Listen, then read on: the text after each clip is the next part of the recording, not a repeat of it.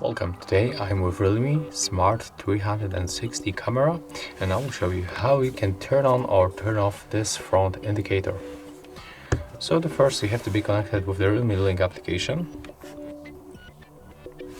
Next you have to pick your device, tap on the right upper corner. Oh, I just misclick, and here we can find the status indicator. When you tap on it once, we are going to turn it off. As you can see right now, this indicator is not enabled. So to turn it on back, just click here and there it is. Right now indicator is working. That's all.